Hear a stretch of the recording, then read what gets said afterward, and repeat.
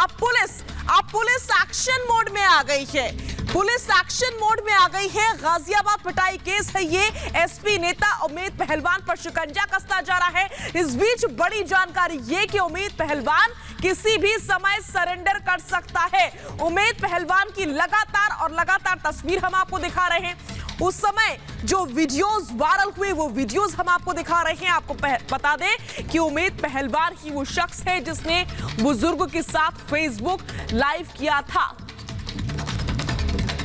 इस बीच गाजियाबाद के एसपी ग्रामीण इराज वाजा से बात की है हमारे संवाददाता ने। आखिर क्या कुछ कहा है उन्होंने इस पूरे मुद्दे पर, वो सुनिए। और इस समय हमारे साथ बातचीत करने के लिए हैं डॉक्टर अरीज रजा, जो यहाँ के सुपरिटेंडेंट ऑफ पुलिस हैं। सर, 9 लोगों को लगभग गिरफ्तार किया जा चुका है। जो परवेज़ है वो अभी परवेज़ गुजर जो है अभी वो सलाखों के पीछे है। जो मेन जो क्लिप जिन्होंने बनाई थी वो सलाखों के पीछे है। सेलफोन रिकवर नहीं हुआ है। ऐसे में सर कैसे पता चलेगा जो डॉक्टर किया था वो कौन लोग थे? देखिए, डॉक्टर जिसने भी किया था हम लोग रिवर्स ट्रेस कर रहे हैं उसको। काफ़ी हमें लीड भी मिली है। वो भी सारी डिटेल्स हम शेयर नहीं कर सकते, लेकिन बहुत ही जल्दी हम वहाँ तक पहुँचेंगे और हम कोशिश कर रहे हैं कि पूरी तरह से कि हमें जो मोबाइल जिससे वीडियो शॉट हुआ था सबसे पहले वो मिल जाए। उसके लिए प्रवेश को रिमांड पे लिया जाएगा और प्रवेश से इसमें पूछताछ की जाएगी कि उसका जो मोबाइल था जिससे वो वीडियो शॉट किया गया था वो कहाँ पर है, और उसको हम रिकवर करने का प्रयास करेंगे। और जो ओरिजिनल वीडियो उसको देखेंगे और ओरिजिनल वीडियो में क्यों जानबूझ के वो ऑडियो हाइड किया गया वो भी बहुत इंपॉर्टेंट चीज़ है। क्या उसमें ऐसी क्या चीज़ थी जो कि जो इस वीडियो को प्रोपेगेट करने वाले लोग हैं उसको छुपाना चाह रहे थे, क्योंकि कुछ ना कुछ हो सकता है इस तरह की चीज़ हो जिससे कि आइडेंटिटी लोगों की डिस्क्लोज़ हो रही है उसमें। को बुज़ुर्ग क्योंकि सबको जानते थे, जैसा कि हम इन्वेस्टिगेशन पता, तो क्या पता वो उनके नाम ले रहे हो, इस वजह से जानबूझ के ये वीडियो छुपाया गया हो। और जिस तरह से एफआईआर में भी अज्ञात लिखाया गया था, तो काफ़ी चीज़ें फिशी हैं इसमें पूरे मैटर में। हम सभी चीज़ों की जाँच कर रहे हैं। और एक चीज़ वो पूछेंगे, ये जो बुज़ुर्ग हैं अब्दुल समद जी जिनके साथ ये घटना हुई, वो बार बार अपनी स्टेटमेंट चेंज कर रहे हैं। क्या वो किसी प्रेशर में है? क्या कोई उनको धमका के या बरगला के ऐसा करवा रहा है? वो चीज़ हम देख रहे हैं। अब्दुल समद से हम बहुत जल्दी फिर से बात करेंगे। उन्होंने स्वास्थ्य कारणों की वजह से इन्वेस्टिगेशन में अभी ज्वाइन नहीं कर पाए हैं। वो उनसे जो पहले बात हुई थी उसमें वो पुलिस से काफ़ी खुश थे, पुलिस की कार्रवाई से। और अब क्योंकि हमने लगभग सभी अक्यूज़ उनके पकड़ लिए हैं, 1-2 लोग और बचे हैं, उनको भी भेज देंगे। और ये देखने वाली बात है किस कारणों से कई बार उनके स्टेटमेंट्स बदले हैं, उन कारणों पर भी हम गौर कर रहे हैं। और बहुत ही जल्दी जो भी इसका कारण है उसको भी हम तथ्य सामने लाकर आप लोग के सामने लाएंगे। और इस बीच मेरे 2 सहयोगी मेरे साथ जुड़ रहे हैं। पहले मेरे साथ जुड़ रही हैं अंजू निर्वाण, जो कि इस समय मौजूद हैं बुलंदशहर में। साथ ही साथ शिवानी शर्मा को भी आप देख पा रहे हैं, इस समय मौजूद हैं लोनी थाना गाजियाबाद में। अंजू निर्वाण का मैं पहले रुख कर लेती हूं। अंजू, बुलंदशहर में आपने मौके का जायजा लिया है, वहां पर आपको क्या कुछ नजर आया? जी देखिए शाजिया, मैं आपको बताना चाहूंगी कि यहाँ पर बुलंदशहर से करीब 48 किलोमीटर आगे अनूप शहर है, जहाँ पर ये बुजुर्ग रहते हैं जिनकी पिटाई की गई, जिनकी दाढ़ी काटी गई। और जिस तरीके से हम उनके घर पे गए, उनके परिवार के लोगों ने हमसे बात नहीं की। उनकी पत्नी घर के अंदर मौजूद है, लेकिन उन्होंने हमसे बात नहीं की, दरवाजा नहीं खोला। और उनके जो दोनों लड़के हैं वो भी इस वक्त घर में नहीं है। वो अपने पिता के साथ एक तरीके से कह सकते हैं कि घर से फरार हैं, घर में मौजूद नहीं है। और लगातार हमने आस पड़ोस के लोगों से भी बातचीत करने की कोशिश की, किसी ने उनके बारे में जानकारी नहीं दी। लेकिन जिस तरीके से जानकारी मिल रही है कि वो बुजुर्ग जो इस वक्त उमेद खान के साथ ही मौजूद है। जो लोग यहाँ पर स्थानीय लोग जो थोड़ा बहुत हमें कैमरे के बिना जो बता रहे हैं, सबने हमें ये बात कही कि उमेद खान के साथ ही वो बुजुर्ग मौजूद है, यानी कि अब्दुल सदम इस वक्त उमेद खान के साथ मौजूद है। और जिस तरीके से पुलिस भी लगातार बात करने की दोबारा कोशिश करी और इस पूरे मुद्दे को जिस तरीके से घुमाने की कोशिश की गई, वीडियो में जो ऑडियो था उसको हाइड किया गया।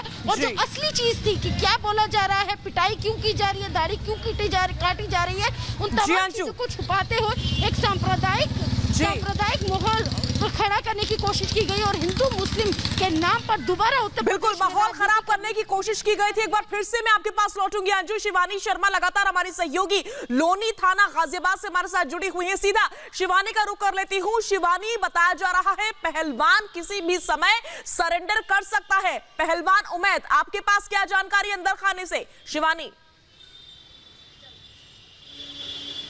शाजिया, मैं इस वक्त लोनी बॉर्डर गाजियाबाद के थाने पर मौजूद हूँ और यही वो थाना है जिसका ये पूरा मामला है। यहाँ से महज 2 किलोमीटर की दूरी पर उम्मेद पहलवान के घर हैं, जहाँ पर लगातार पुलिस दबिश दे रही है। वो घर से फरार है, उसकी 2 XUV गाड़ियाँ घर के बाहर ही खड़ी हुई हैं।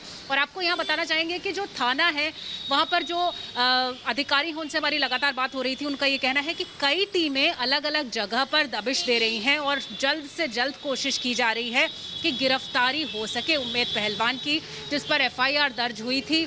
पहली FIR दर्ज हुई थी बुधवार को, उसके बाद दोबारा एक FIR दर्ज हुई कोविड नॉर्म्स को तोड़ने की।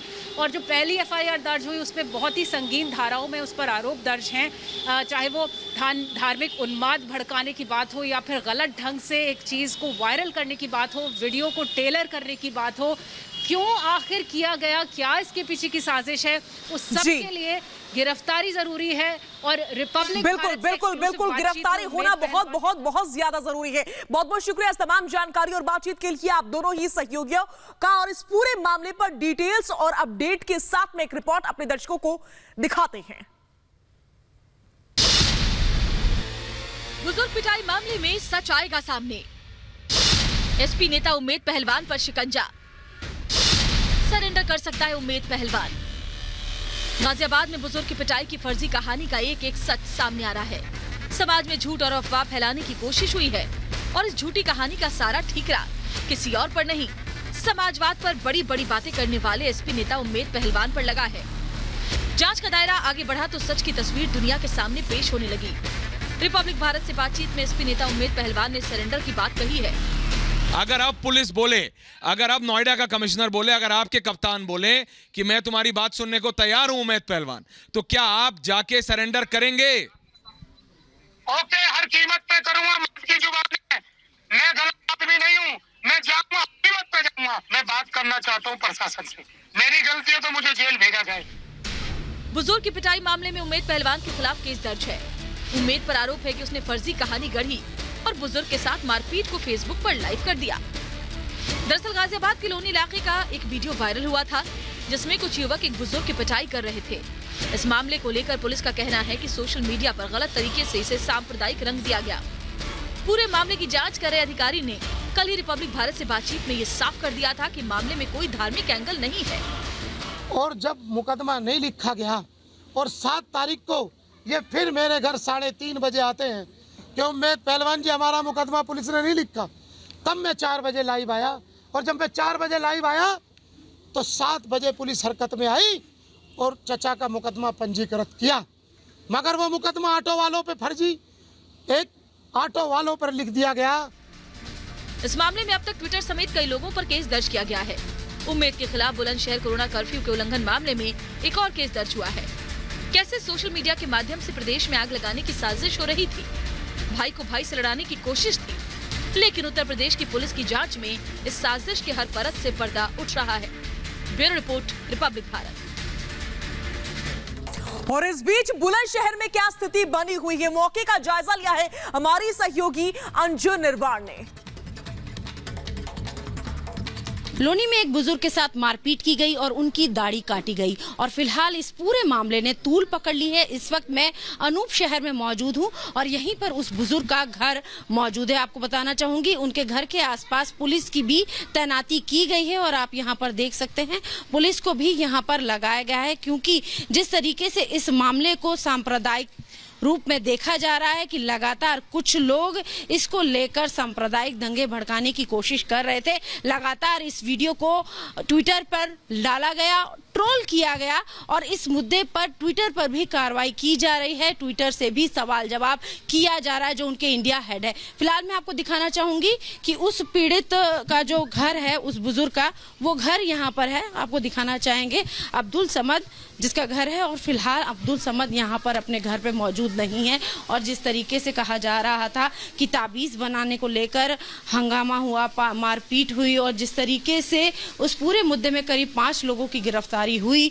और जिस तरीके से हमारे सूत्र बता रहे हैं, कहीं ना कहीं ये भी खबर आ रही है कि जिस तरीके से अब्दुल अपने घर में नहीं है, तो ये भी बताया जा रहा है सूत्रों के हवाले से कि शायद अब्दुल को सपा के कोई नेता अपने साथ ले गए हैं। लेकिन जो उस तरीके से हमने पता किया आसपास के लोगों ने, उन्होंने ये भी कहा कि अब्दुल को क्योंकि बहुत ज़्यादा चोट लगी थी, इस वजह से वो अपना इलाज कराने के लिए अलीगढ़ गए हैं और उनके दोनों बेटे भी उनके साथ गए हुए हैं। और इस बीच